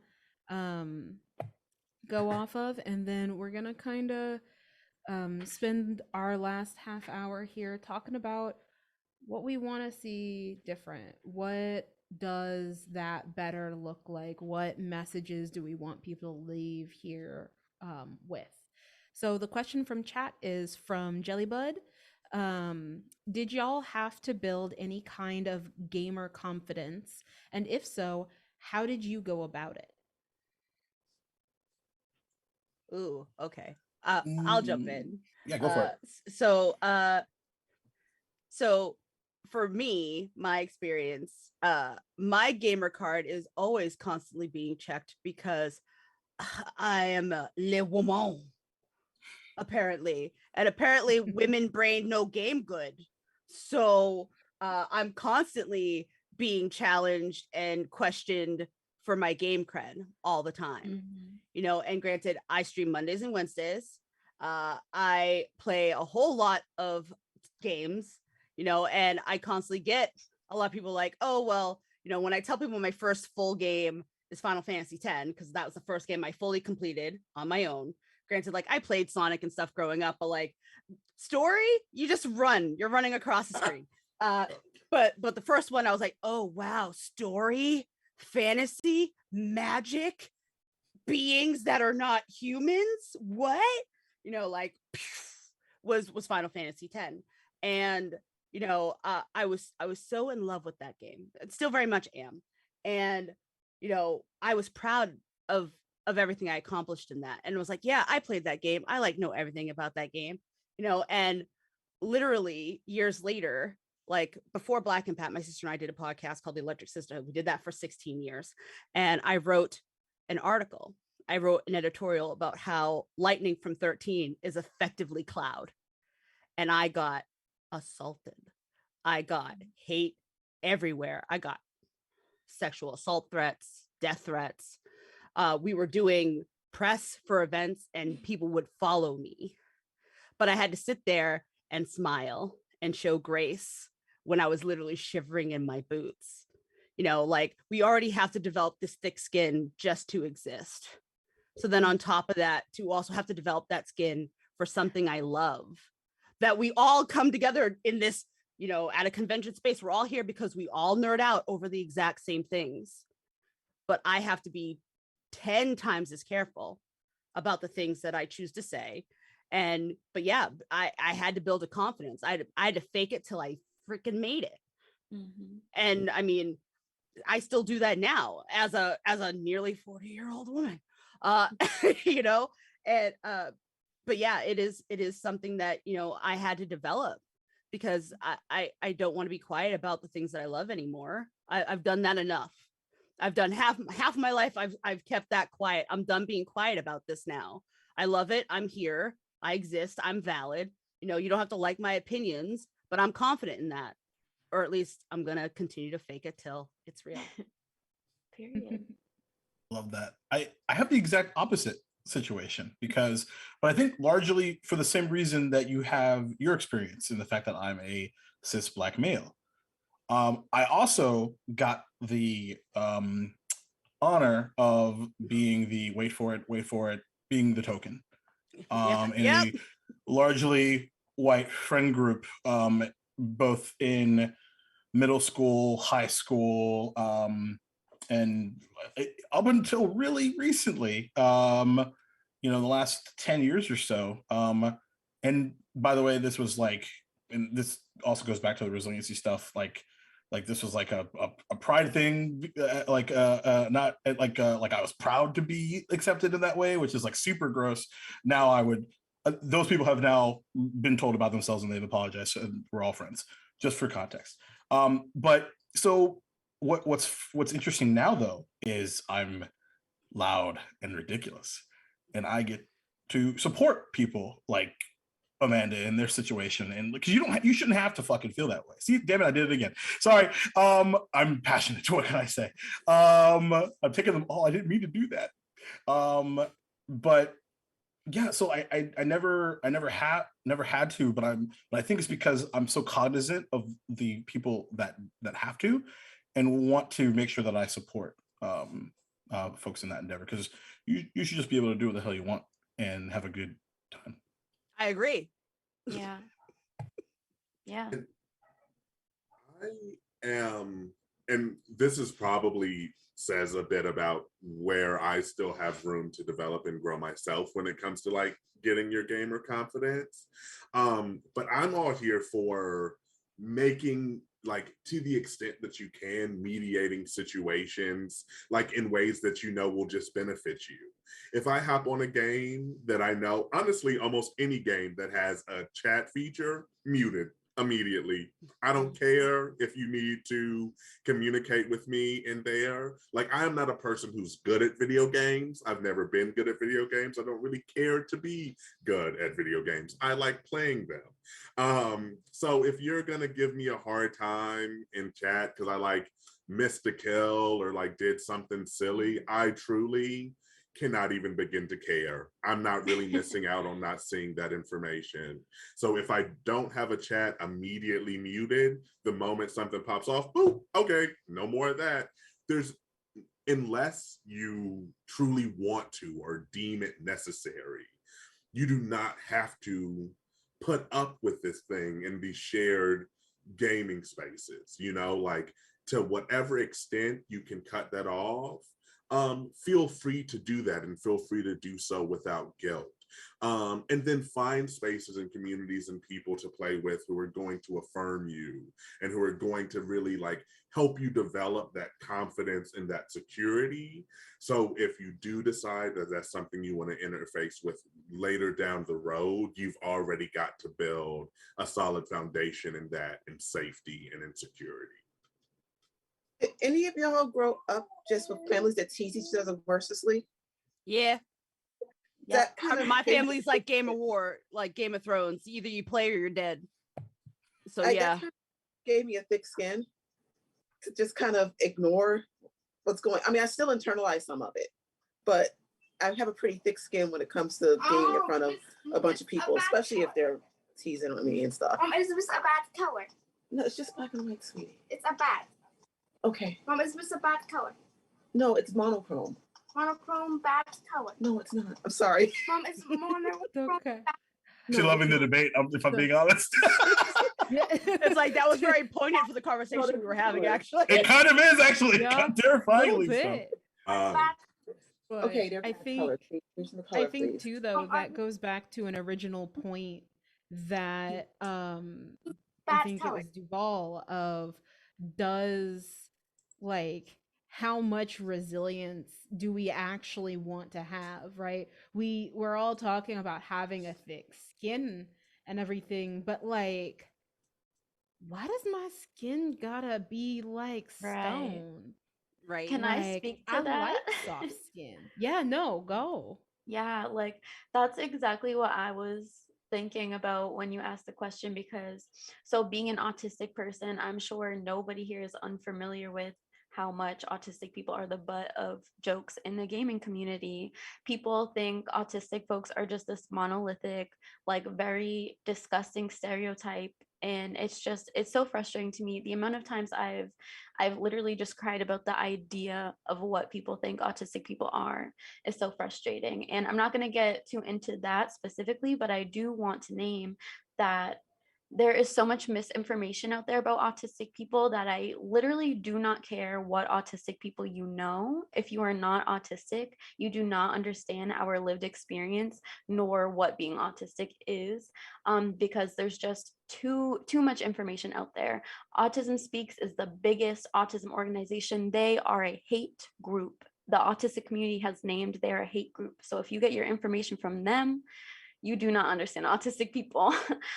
So that being said, like having these identities that are heavily stigmatized and then not being that good of a gamer, like I play so many different games. The only way I can get good at something is when I'm fixated on it. It's the only game I've played for months and then I get really good. But once I start a new game, like I'm gonna be the one that everyone's carrying. Too bad. Like, I hate that. I hate when they do that. Yeah, and especially in MMORPGs, like WoW and Final Right. Fantasy specifically. Like the minute that word drops, like I freeze. I'm like, oh. And it's right, and it's Cringy. so frustrating. And there's these visceral reactions that it affects my body, it affects my mental health, it affects my relationship with a game, and just the different media that I enjoy. There's so much stigma in certain fandoms and certain groups that you have to be a certain type of gamer. If you are playing World of Warcraft, for example, and you play as a hunter, there are so many things that people You better say not be about marksman. hunters. Better not be Yeah. marksman. Right. And it's just like, I'm playing this game how I want to play it. Like I am playing my character. I decided to join this dungeon or this battleground and I'm doing what I'm doing. And it gets frustrating when people call out people for doing bad. The other team's doing good. What if we were doing good? Then you'd be like, damn, the other team sucks and blah, blah, blah, blah, blah. Like it's just, there's too much. I'm trying not to cuss because we already got 3 strikes. No, No, we've been given permission. Go for it. Okay. We have Let's departmental go. approval. Go. Do your thing. Okay, so I was just gonna say shit talking. There's so much shit talking that happens that it's not playful, it's not fun. It takes away from the fun and enjoyment of the game. And I just don't understand what people get out of terrorizing each other and saying, like calling out people and saying they're doing bad or trying to boost themselves up and act like they're the one carrying everybody else, when it's like we are playing a video game. Once you turn the computer off, the console off, whatever, there's real life around you happening. And like the video games, it's a part of our real lives too. I enjoy video games. I rage a little bit. Like, I'm not gonna lie, I'm number 2 in a battle royale on Fortnite, and I'm like, I could have been number 1, and I'll like whatever, but I'm not gonna take that out on nobody else because it's a video game at the end of the day, and we're all just trying to enjoy the stuff that we're interested in. And so yeah, I don't know. I think my point with that is just there's way too much stigma that intersects with literal systemic oppression that goes unchecked by like the community as a whole. And I think that like people need to speak on it more, and not only the people who are living through it and being traumatized by it. Like if you are a white person on, I'm gonna say World of Warcraft again just as an example, and you call yourself this and that, I'm a leftist, I got BLM in my bio. Why are you like entertaining people in the chat that are saying the N-word and racist stuff and whatever? Like, why are you not making an effort to make this community and the space more enjoyable and safe for Black people then, if you care about us? So I don't know, I'll just leave it with that. I think that's Next actually question. good because a lot of communities do that. They'll have, I've noticed that when playing Destiny, I've noticed that in TTRPG communities, and those are the 2 main things I've done gaming wise, but there's always that person that needed to hear that message that you just gave us. So next question, and depending on how long we go, might be our last question. What do you want to see be different for Black folks in their mental health efforts? What do you want to see us be like, whether that is around access, whether that is around you know, the gaming access and the shit that we have to deal with, whether that is anything else? What oh okay what would you hope to be different? And unfortunately, I think we had a shift, so people are in slightly different positions, but we're gonna keep going. I think for where it starts is communication, I think, because I grew up in a home where, and you know, and largely like my grandparents, where the males didn't talk about anything like mental health wise. What's mental health? Never heard of her. And it was really through my initially as a child, my very negative relationship with my dad that has transformed into this wonderful relationship because we communicated, and he understood, like when I was throwing as a child, when I'm throwing emotions at him, he, you know, climbing up and like not talking about his and how he felt about things was not the right move, to the point where we have conversations now about because we talked a little bit earlier about having to be the smartest one in the room, and that's not even good enough. You know, that's been his experience his entire life, his entire career, right? Which sort of bled into mine, and then I'm telling him about stories, you know, and teaching him. And so we need to communicate better as people, that, and this is what ties that into the mental health piece, which is why I even say, like, you know, my therapy experience was very negative, but it was also to call myself out of like, yeah, it was, but you still need to do something. So do something is essentially sitting down and not doing anything is not good enough anymore. So I'm going to double down on that. Communication, discussion. We have been put in a place where our voices are lowered or muted or erased. No matter how hard we scream, people aren't listening. However, choosing not to say anything allows that to continue. And also, we all need to also be talking to each other. It's great that we're talking out, but we also need to be talking in and not at, with, it's something that, my family structure, there's a lot of competition in my family. It was always my kids are better than your kids. And there was all of that animosity, and my family is big, but family comes first, and, you have your family's back because who else do you have? I'm like, but you've also made my family my enemy.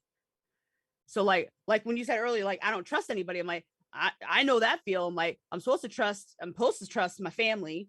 But like the minute I reveal any type of vulnerability to them, that's a bullet they have in that gun for later. So like, we need to stop weaponizing our own pain, admitting that we have it, because we do. Black people feel, guys.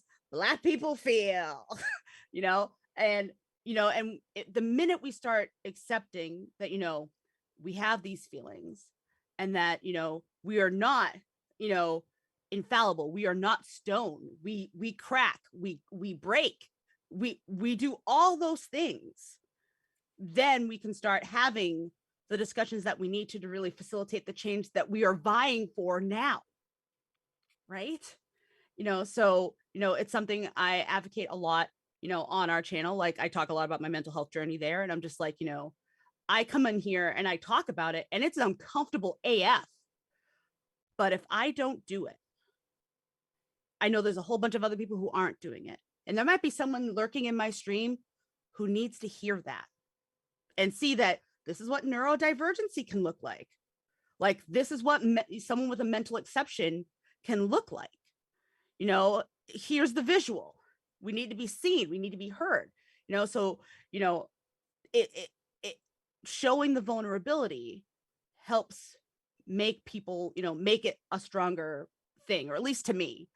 So it's the thing that, at the end of my streams, it's the last thing I want to end on. It's like, I can do it. And I'm like, and I'm not super confident in it. I am scared. I have these feelings. I'm like, I've had spirals on camera. I've shown people, and, opening that up is, terrifying, but I want it to be seen so that people who are experiencing that are like, oh, I have that too. Okay. It's not just me, and we're all in it together. And that's what it is. It's just the unity, discussion, communication. I think the thing I want more than anything is to earnestly see us divest ourselves in our communities from how whiteness, colonization, the long-lasting impacts of chattel slavery, how all of that has equipped us today to not treat ourselves as worthy of care. I want us to understand that community has always been inherently and out of necessity truly a life-saving resource for Black people across the world even. And I think for us to truly understand that so much of this resistance that we put up to examining our mental health and to truly like seeking to address these issues at like the root of the cause, and to feel comfortable with that communication and with developing that community is out of the active and intentional work that was done to dehumanize us and to break us down and to make us less prepared to respond with the conditions of oppression that are even to this day hope to be continued, this for us to be subjugated to. And I want us to understand that we have to recognize the spaces where that comes from, and we have to remove ourselves from that. And we deserve that. That is such a big part of our liberation. I agree with everything everyone has said so far. I think it's all really, really good. And I think that we should, this is something that I think we should do as a community, is first to kind of step back and see what people use the tools that we all have, and use them with like our neighbors, the people that we know, that we see that are struggling, because I see other communities give each other so much support if something goes wrong, that, you know, they'll all gather together, they'll embrace whoever needs help, and they'll help that person. And I don't see it happening enough of our community because of some of the reasons, because of slavery, because we've been always pitted against each other. It's, you know, it's Black people and it's everybody else, but we can't do that. We have to all come together. We have to, if we see a neighbor really struggling with a child or something, we can, you know, it might be okay to talk to that child or talk to the parent or say, it's okay, I'll cover you or something. Whatever we can do to support each other. We just have to, I want to see us doing that more, like I see everybody else doing. Yeah, what I'm hearing from folks that I completely agree with is like the importance of sustainable community care networks. And that's what I see my Twitch page as. I'm not just like gaming and like all eyes on me, and no shade, maybe a little bit of shade to people who do stream like that. Because I don't know, I don't see Twitch as like a apolitical space. I don't come on Twitch and I'm like, I'm taking a step away from everything else happening in the world. That's real if you have moments where you need that, but I don't think that's responsible. I think it's ahistorical, and it's harmful, because even if you are a white cishet like abled streamer, like you are not marginalized by any necessary like systems or whatever, you still have a responsibility to the people that come into your space, into your community, for them to not only feel safe but be safe, because these systems are still functioning even in your space. So that's just something that like I really try to stay true to my values. I try to sustain as much authenticity as I can, because I know parasocial relationships are real, like people projecting, thinking they know you, and stuff. And for some of us, for either our safety or just our personal preference of how we like to keep our privacy and things like that, we might put on a little bit of a persona or brand ourselves. For me specifically, I don't do that. My brand is me, with the understanding that you are only seeing me through the screen in this specific circumstance and what I'm choosing to show you. But yeah, that being said, like I agree with the need for vulnerability, like, you know, divesting from whiteness, divesting from systems that don't serve us and that have never served us, and that those that they serve don't care about us. So why do we care about these systems? Like why are we contributing to them and helping them sustain those systems? Because they're organized, those systems of oppression, they're organized and they're structured, and we have the power to organize and structure these communities of care, to center joy, but also have these like difficult but real conversations, and exchanging our lived experiences, being representation for another person to be like, oh wait, you experienced that, me too. Like I suppressed it, I didn't want to acknowledge it, that it was real, or maybe I did recognize it, but I shoved it to the side because I didn't see no one else going through that. So like we really have so much power, as whether you're a content creator or, you know, just a community member, just a person that knows other people. We have so much power to make an impact on other people's lives, and like literally the world. Like I feel like I'm preaching right now, but I'm so serious. Like we I'm so You serious. are, and that's like, great. We love that. Indeed. but yeah, because like I'm someone who has experienced a lot of like mental health crises. I'm very open about this on my channel. I've been hospitalized 4 times in my whole life, less than 22 years of life, for psychiatric reasons, several times against my will. Like that is not fun. That shit is not fun. And I survived that, but I should be able to go the rest of my life without having to go, how am I going to survive to the next day? How am I going to come on stream after I just found out I'm not going to be able to pay rent this month and not break down crying? Am I allowed to take a break from stream? Am I allowed to be myself on stream? Like I shouldn't have to ask these questions. I should just be able to say, like, I deserve the care that I need, and so does my community. So I don't know, if I could change things, I would wave my magic wand and we all have the resources we need. We're all going to stop being afraid to like push back on these systems because we have the shared power. Like we are a community ultimately, so we have that shared power.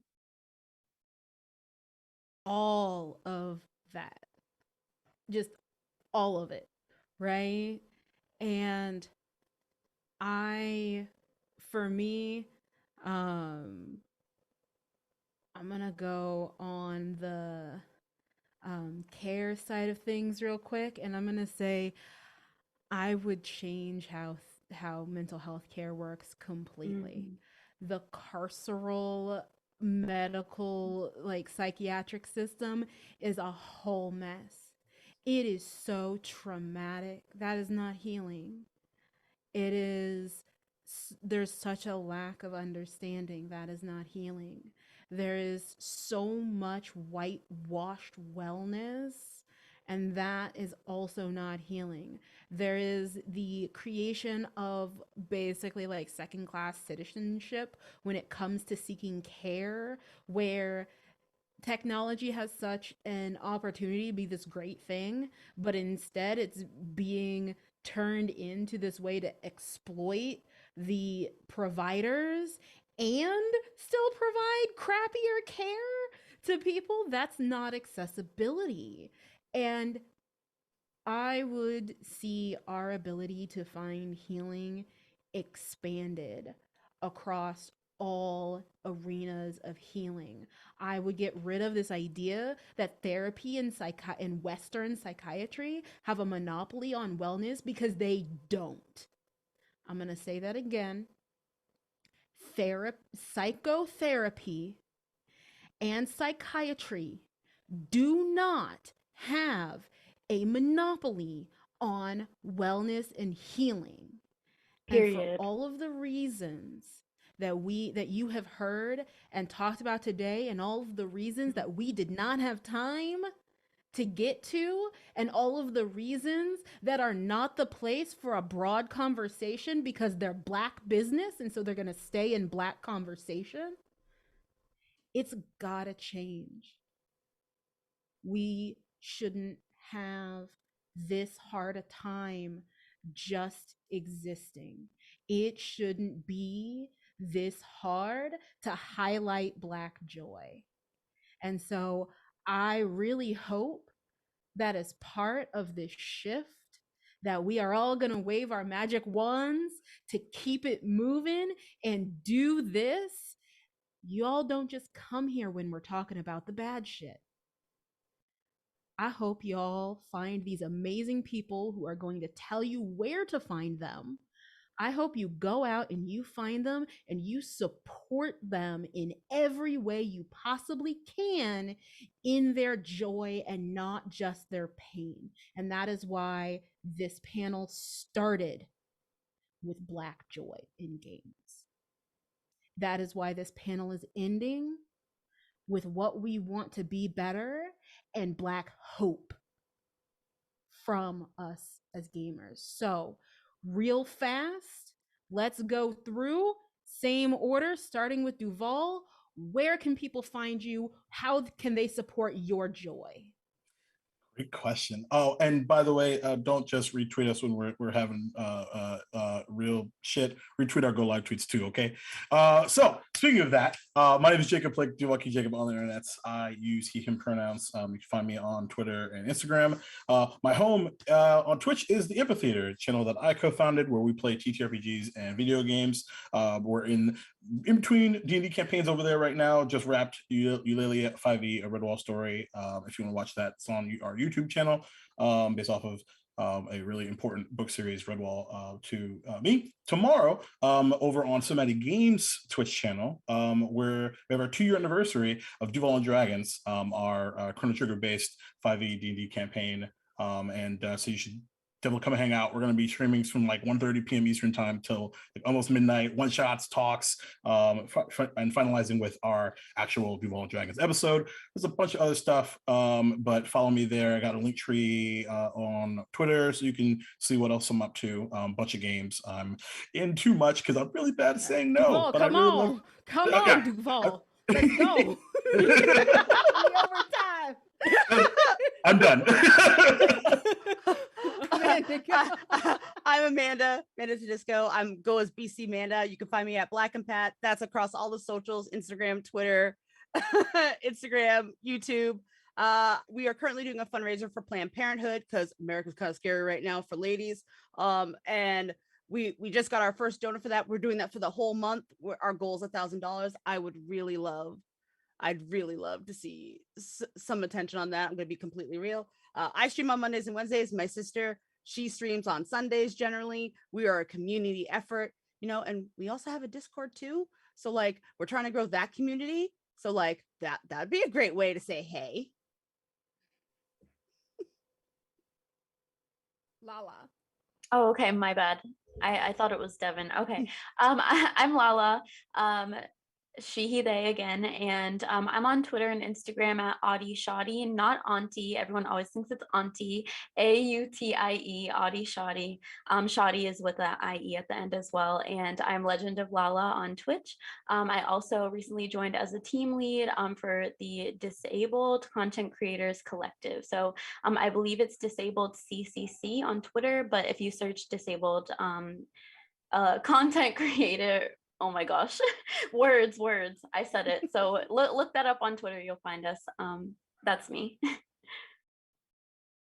Hey y'all, Devin Thornton once more, he, they pronouns.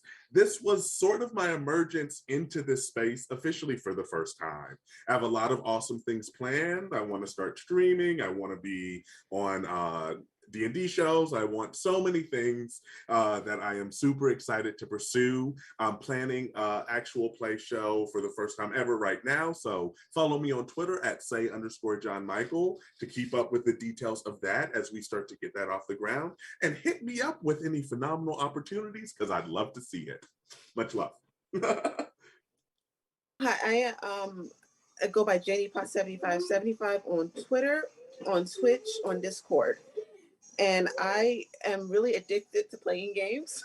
So I try to be on as many games as I can.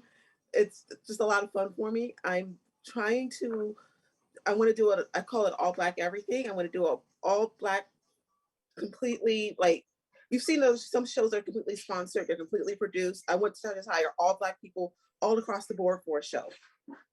From the game writers to the designers to the art, the talent, the tech, everybody all Black. And I want it to be great. I want it to be the best, just to show that we can all do it.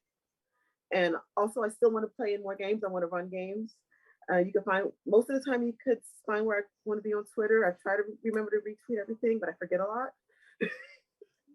But just keep me in mind for casting. And as I figure out how to do this project and make sure everybody is paid, I'll put out more information. All right, everybody. And I am Cassie. I am at Mental Woke on Twitter. I am a clinical contributor with Take This, and I am the project coordinator for the Identity and Gaming panel series. There are 5 more of these panels. Our next one is the Latine panel, which will be in September. In October, we have the Indigenous panel coming up. In November, we've got a trans panel. In January is the East Asian panel. And in March of 2023 is going to be the South and Southeast Asian identity panels. So continue to stay tuned to Take This, to my Twitter, in order to also support all of those amazing panels for these amazing and very necessary conversations. I am going to be on D&D Jordan Lee's charity streaming weekend, both Thursday and Sunday next week. So you can also check me out being absolute chaos there. So we are over time. Thank you all for staying with us. Please support us, support Black people, support joy. And we'll see you next time and around, hopefully. Bye.